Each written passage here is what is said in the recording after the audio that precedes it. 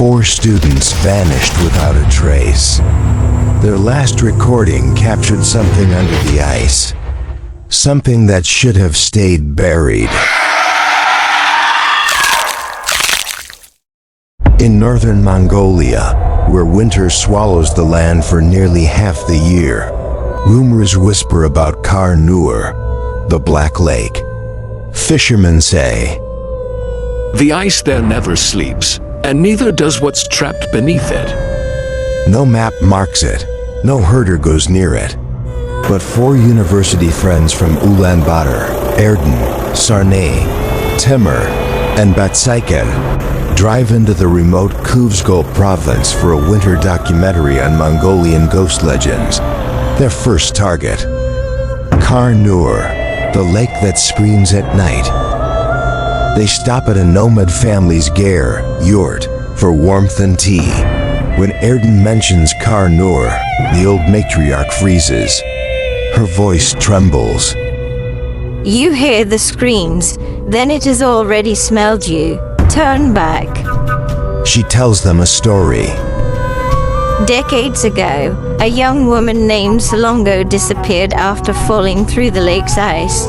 The villagers heard her cries for hours, but when the search party returned the next morning, the ice was smooth, as if it had healed itself. Sarnay, the group's researcher, laughs it off, but the old woman grabs her wrist. Khar Nuur keeps what it eats. If you hear knocking, do not answer. They leave with uneasy silence trailing behind them. By sunset, they reach Khar Nuur.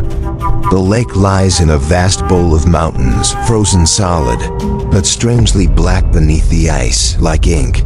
The wind is lifeless. No birds. No crunching snow, only stillness. Timur sets up drones. Sarnay records the eerie quiet. Batsaiken steps toward the lake, under the ice. A pale face floats up, staring at him through the frozen sheet. He screams, the others rush over, but the face vanishes. They assume it was a trick of light, but Erden notices something wrong. The ice has faint fingerprints, pressed from below. They set up camp near the lake's edge. The temperature drops brutally. Wind claws at the tent fabric. At 1:17 a.m., Erden hears it. Tap, tap, tap coming from the lake. He wakes the others. They crawl out into the moonlit cold. There is something out there, in the middle of the ice. A silhouetted figure, standing unnaturally still. The moon shifts behind the clouds. The figure disappears. Timur panics and wants to leave. Sarnay insists they stay until morning. They retreat to the tent, terrified. Minutes later, Skra Atch. A long dragging sound runs across the outside of the tent. Then, a woman's voice, soft and broken. It's so cold. Please help me. Sarnay trembling. That's impossible. Erden holds everyone back. The voice begins to hum, a lullaby. Old, Mongolian, sad. None of them sleep. At sunrise, they walk onto the lake to inspect. A patch of ice appears melted, but the temperature is far below freezing. Sarnay kneels to take a closer look. The ice below her suddenly spiderwebs with cracks. A pale hand shoots upward from beneath. Sarnay screams as the hand grabs her ankle. Erden and Timur pull her back, barely saving her. The creature rises enough for them to see its face. A woman's figure, skin white as bone, hair drifting under the ice like black seaweed. Her eyes are empty sockets. Her jaw hangs twisted, like it froze mid-scream. Her body moves like a puppet dragged by invisible strings, and her fingers, longer than any human's, sharpened by decades of ice. The creature slams a hand against the ice. The whole lake trembles. The group runs for the shore, but Batsaiken slips, sliding back toward the cracked center. Batsaiken. Help! Please! But the creature rises fully, tall, unnatural. Bones crackling as they move, ice fused into her ribs like armor, with a shriek that splits the sky. Sing with me. The ice breaks beneath Batsaiken. He vanishes in an instant. The water seals. Silence returns. They flee into the forest, but the snow swallows their tracks. Sarnai sobs. Batsaiken is alive under there. We heard him screaming.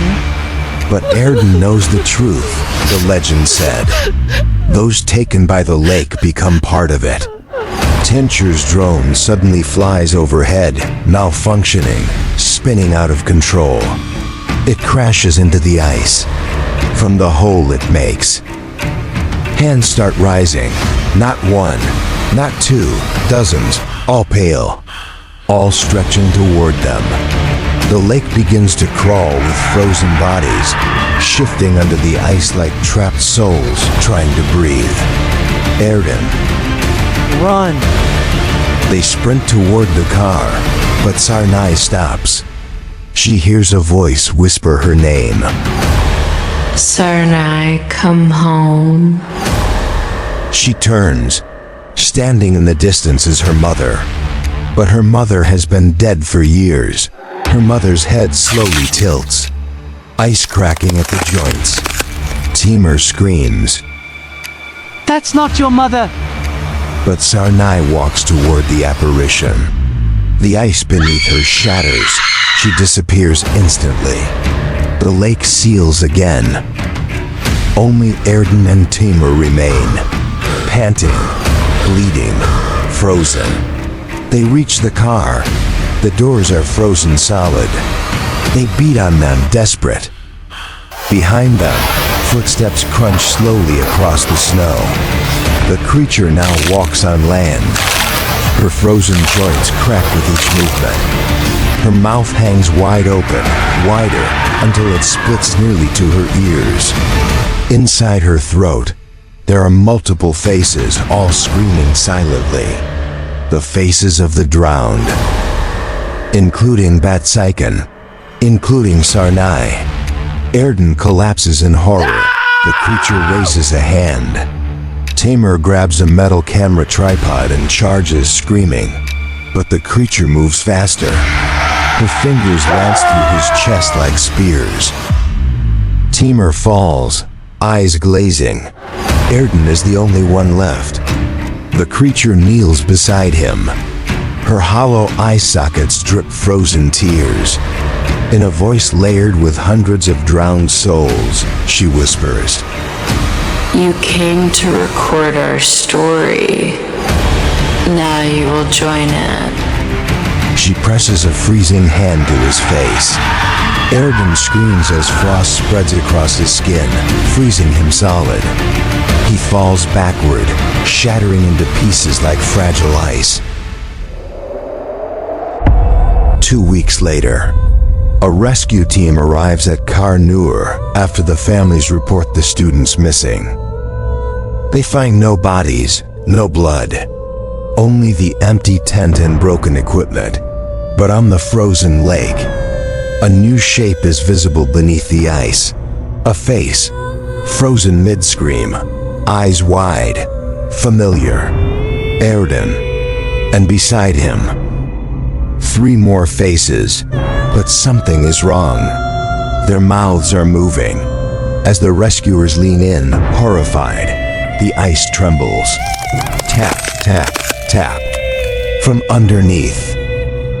And the rescuers hear 4 voices whisper in unison. Help us. The rescuer snaps backward. His boot cracks the ice. A pale hand reaches for his ankle. Help